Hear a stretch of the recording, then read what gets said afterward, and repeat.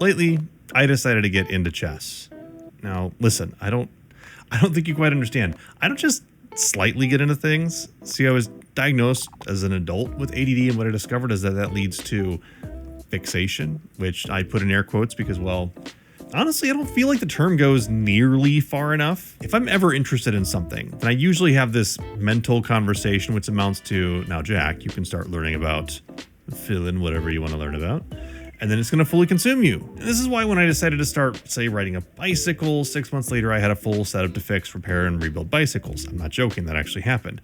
This is why I have high-end audio gear for video recording for podcasting, which, yes, stay tuned on that one. And yes, to answer your questions you probably had, stay tuned. Anyways, I've been curious about chess for a very long time. Even as a kid, I remember asking for this digital chessboard you could play chess against. I asked for it for Christmas. It was like, you'd like take the pieces and push down on the squares you were moving to, and that would light up its squares. Pre-computer chess stuff, but it was like a physical board that would play against you. So awesome. I didn't get it for whatever reason. It's probably very expensive, but I don't know. Anyways, like most things in life, I've found that deepening your knowledge about really any topic can improve you as a human and often improve you as a pre-sales professional. Now, chess was very much no exception to this rule. What's fascinated me is that getting from beginner to intermediate levels of play at chess have actually very little to do with how you can, say, anticipate your opponent's moves or plan moves, 4, 5, 6, 7 moves ahead, knowing how to checkmate things. It's all the things you'd think about when you think about how people actually play chess well. As a beginner, it's not really what's going to help you progress. Instead, it's all about studying chess openings. If you want to get better at chess, study and learn the common ways that you can begin the game at the very beginning. You want to understand why the concepts behind certain openings work, how to play against them, how opponents are going to play them, and how you can play against them playing them. For chess, you don't win the opening, you win in the end game. So how do you checkmate? Why not study more about how to get better at the late game? It's a good question, but also a bit misguided. Just give me a second, I'll explain it.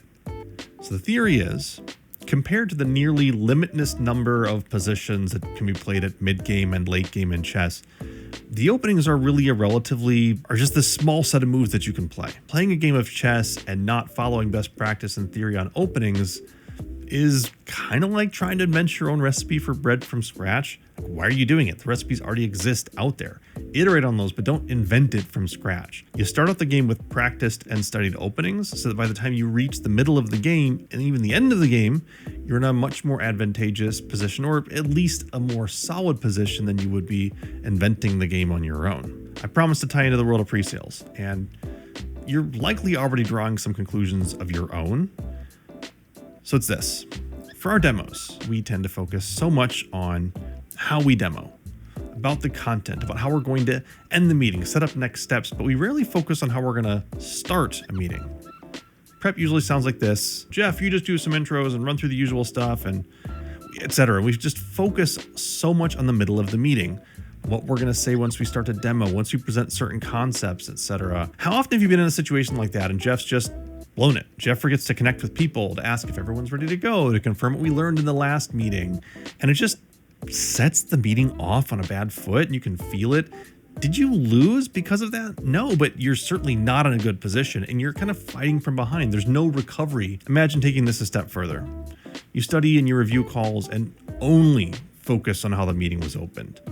Then you took the elements that worked best and drew the most engagement to set up the rest of the meeting well. And instead, when you're opening a meeting next, you use this set of opening moves, just like you do in chess.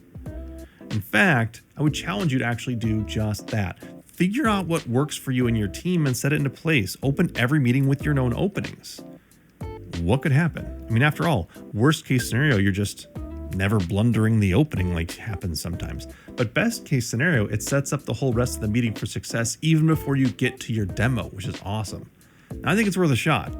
If you can be basically winning a game of chess before you're out of the opening, which can happen, who knows? Maybe a good sales opening can have the same impact.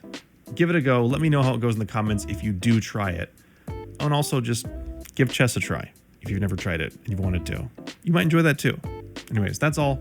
Get out of here, improve your life, improve your demo.